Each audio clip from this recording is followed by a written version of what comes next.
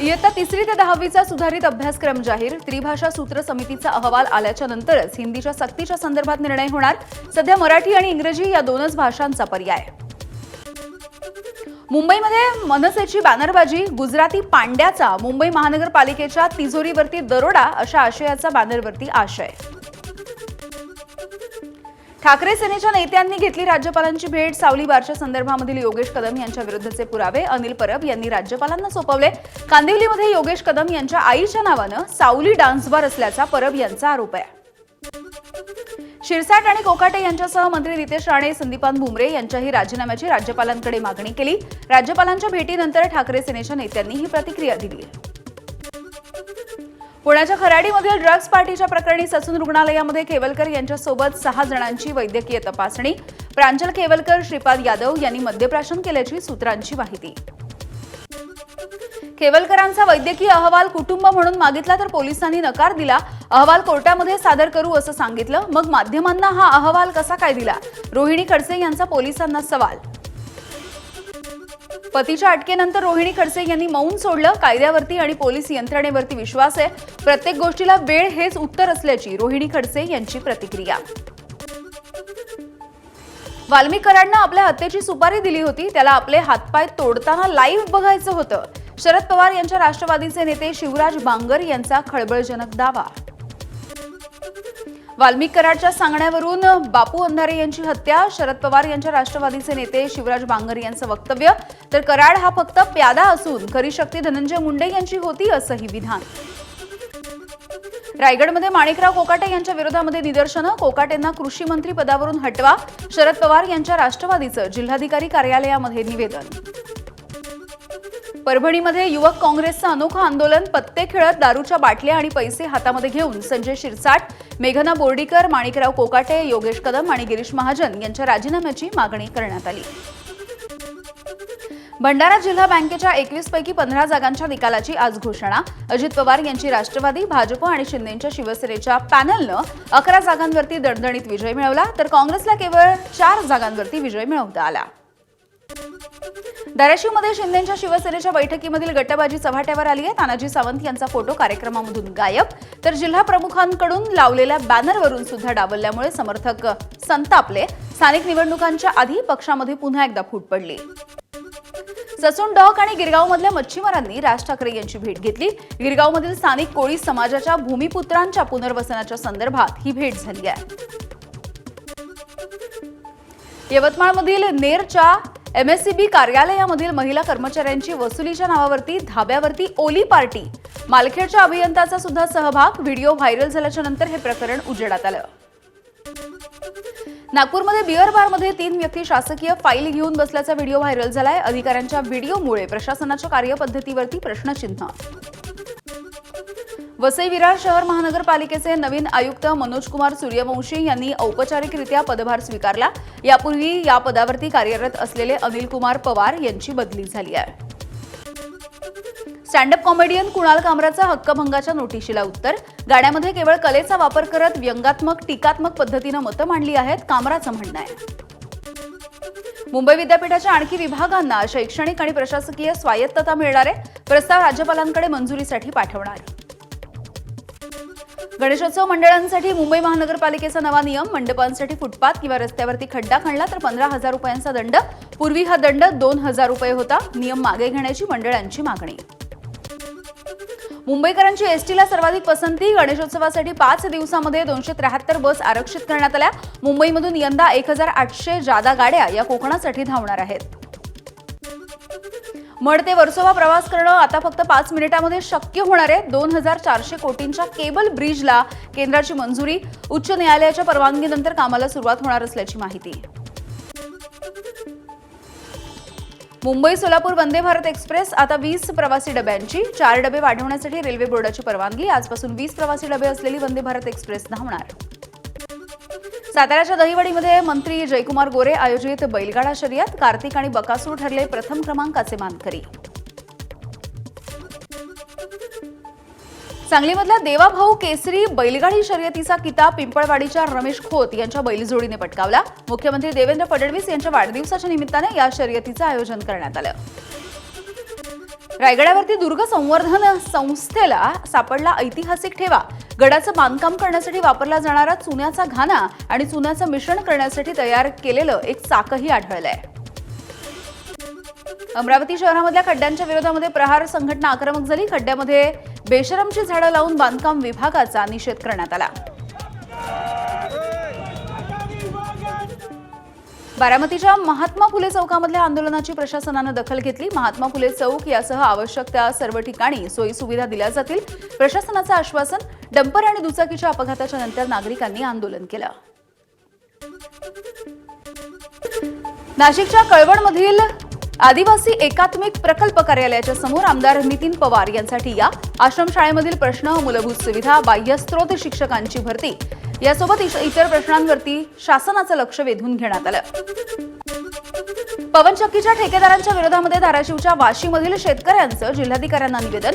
पवनचक्कीसाठी जमीन घेऊन ठेकेदारांकडून फसवणूक होत असल्याचा आरोप आहे. योग्य मोबदला मिळण्याची ही मागणी. गडचिरोलीमध्ये नक्षलवाद्यांचा शहीद सप्ताह. भीती झुगारून दुर्गम भागामधील अनेक बाजारपेठा सुरू. सप्ताहाच्या दरम्यान बाजारपेठा बंद ठेवण्याचं नक्षल संघटनांनी आवाहन केलं होतं. पुरोहित संघाच्या कार्यकारिणी मंडळामधील सदस्यांचा वाद चव्हाट्यावर आलाय. वर्चस्व वादावरून आजी माजी सदस्यांचे एकमेकांवरती आरोप प्रत्यारोप, तर दोघंही एकमेकांच्या विरोधामध्ये कायदेशीर कारवाई करणार असल्याची माहिती. तुळजापूरमध्ये खडी केंद्र चालकाचा अवैध दगड उत्खनन, नियमबाह्य उत्खनन केल्याप्रकरणी 4 खडी केंद्रांना सील ठोकण्यात आलं. जिल्ह्यामध्ये खदान माफियांची टोळी सध्या सक्रिय झाली आहे. बुलढाण्यामध्ये दलित तरुणाला धर्म विचारून मारहाण झाली होती आणि या घटनेमुळे मलकापूर आणि जळगाव जामोदमध्ये दलित संघटना आक्रमक झालेल्या आहेत. दलित तरुणाला न्याय न मिळाल्यास संघटनांचा तीव्र आंदोलनाचा इशारा. बुलढाण्याच्या खामगावमध्ये दलित तरुणाला मारहाण केल्याच्या निषेधार्थ खामगाव शहर बंद. आठवडाभरामध्ये आरोपींवरती कारवाई न झाल्यास पुन्हा एकदा उग्र आंदोलन करणार. वंचित आणि दलित संघटनांचा पोलिसांना इशारा. छत्रपती संभाजीनगरच्या सातारा परिसरामधील महिलेला मारहाणीच्या प्रकरणामध्ये आरोपी लंके दाम्पत्याला अखेर अटक झाली आहे. ग्रामीण भागामध्ये लपलेल्या लंके दाम्पत्याला पोलिसांनी बेड्या ठोकल्या. शनी शिंगणापूरचे देवस्थानचे माजी विश्वस्त नितीन शेटे यांची राहत्या घरी गळफास घेऊन आत्महत्या. शनी शिंगणापूर पोलीस ठाण्यामध्ये अकस्मात मृत्यूची नोंद झाली आहे. कांदिवलीच्या आकुर्लीमध्ये म्हाडा उपनिबंधकाच्या पत्नीची पतीच्या जाचाला कंटाळून आत्महत्या. तर ही आत्महत्या नसून हत्या असल्याचा संशय महिलेच्या भावाकडून व्यक्त झालाय. नदीमध्ये उडी घेऊन आत्महत्येचा प्रयत्न करणाऱ्या वृद्धाला आपत्ती व्यवस्थापन पथकानं वाचवलं. कोल्हापूरच्या बिडशेडमधली भोगावती नदीपात्रामधली ही घटना आहे. नांदेडमधील शासकीय रुग्णालयामध्ये शस्त्रक्रियेसाठी भरती झालेल्या रुग्णाच्या तळपायाला उंदरानं कुरतडलं. आयसीयूमध्ये उंदीर मुक्तपणे संचार करत असल्याचा व्हिडिओ सध्या व्हायरल झालाय. राज्यामध्ये विविध सुरक्षा उपायांची अंमलबजावणी करूनही 6 महिन्यांमध्ये अपघातांच्या संख्येत वाढ झाली. प्राणघातक अपघातांची संख्या 21 वाढली आहे. वसईत खड्ड्यांमुळे 3 चाकी माल वाहतूक करणाऱ्या रिक्षाचा अपघात झाला. सुदैवाने जीवितहानी नाही, मात्र माल वाहतूक रिक्षाच्या समोरचं चाक मोडून पडलंय.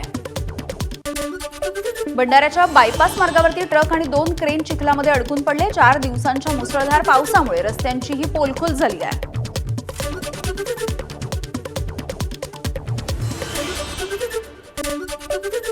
नाशिक त्र्यंबकेश्वर रस्त्यावरती मोठमोठाले खड्डे पडले. त्र्यंबकेश्वरच्या दर्शनासाठी जाणाऱ्या भाविकांना या खड्ड्यांमधूनच प्रवास करावा लागतोय.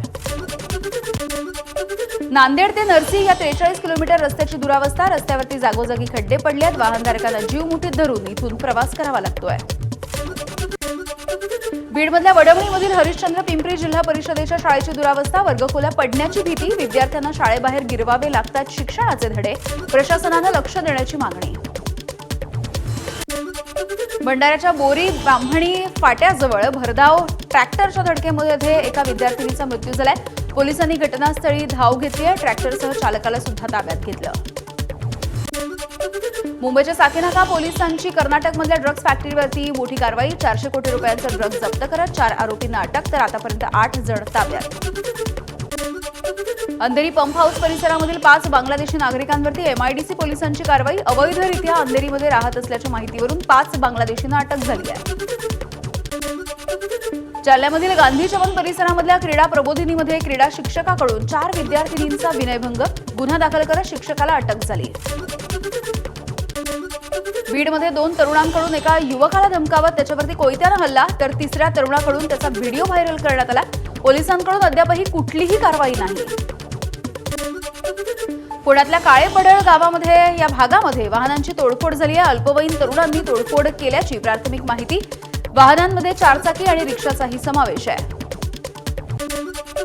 नाशिकच्या मनमाड शहरामधल्या गवळीवाडा परिसरामध्ये घरफोडी, भाजी विक्रेत्याच्या घरामधून 15 तोळे सोनं आणि 50,000 रुपयांची रक्कम लंपास झाली.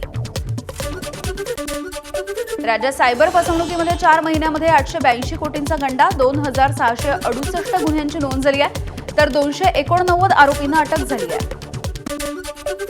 साताऱ्यामधील परळी खोऱ्यामधील जगमीन गावामध्ये शालेय विद्यार्थ्यांचा जीवघेणा प्रवास. ओढा ओलांडण्यासाठी विजेच्या खांबांचा आधार घ्यावा लागतोय आणि कसरत करावी लागते. या मार्गावरती नवीन पूल बांधण्याची सरपंचाची मागणी. नाशिकमध्ये धरणांच्या पाणलोट क्षेत्रामध्ये पावसाची संततधार कायम. गंगापूर धरणामधून 306 क्युसेकनं पाण्याचा विसर्ग सुरू, तर जिल्ह्यामधील 13 धरणांमधून पाण्याचा विसर्ग. उजनी धरणामधून सोडण्यात येणारा विसर्ग पुन्हा एकदा वाढवला. धरणामधून 71,600 क्युसेकनं भीमा नदीच्या पात्रामध्ये विसर्ग सुरू आहे. कोल्हापूरच्या पंचगंगा नदीच्या पाण्याच्या पातळीमध्ये वाढ झाली. दूधगंगा धरणामधून देखील काल दुपारपासून पाण्याचा विसर्ग सुरू आहे. ड्रोनच्या माध्यमातून टिपलेली ही दृश्य खास एबीपी माझाच्या प्रेक्षकांसाठी. भंडाराच्या साकोलीमधील शिवणी बांध धरण ओव्हरफ्लो. निसर्गाचा मनमुराद आनंद घेण्यासाठी पर्यटकांची मोठी गर्दी. नीरा नदीच्या पाण्याच्या पातळीमध्ये वाढ झाली. वीर धरणामधून 32,763 क्युसेकनं पाण्याचा विसर्ग. नदीकाठावरच्या गावांना सतर्कतेचा इशारा. नागपूरमध्ये पावसाची संततधार. अंबाझरी तलावाच्या पाण्याच्या पातळीमध्ये वाढ झाली. पातळी 3 फूट वाढल्यामुळे नियंत्रणासाठी तयार केलेला उपकालवा सुद्धा प्रवाहित झालाय. नाशिकच्या कळवण आदिवासी पट्ट्यामध्ये भात लावणीला सुरुवात झाली आहे. पावसानं चांगला जोर धरल्यामुळे डोंगराळ भागामध्ये भाताची लागवड आता केली जाते. नागपंचमीच्या पार्श्वभूमीवरती नाशिकमध्ये रचना विद्यालयाकडून सर्पदिंडीचं आयोजन. विविध सापांच्या वेशभूषेमधून विद्यार्थ्यांनी शिवशंकर, शेतकरी आणि निसर्ग असं समीकरण दाखवत दिंडीमधून एक संदेश देण्याचा प्रयत्न केला. नागपंचमीच्या पार्श्वभूमीवरती शिराळ्यामध्ये पोलिसांचा रूट मार्च. कोणताही अनुचित प्रकार घडू नये यासाठी शिराळा आणि सांगली पोलिसांचा मोठा बंदोबस्त तैनात. एबीपी माझा, उघडा डोळे बघा नीट.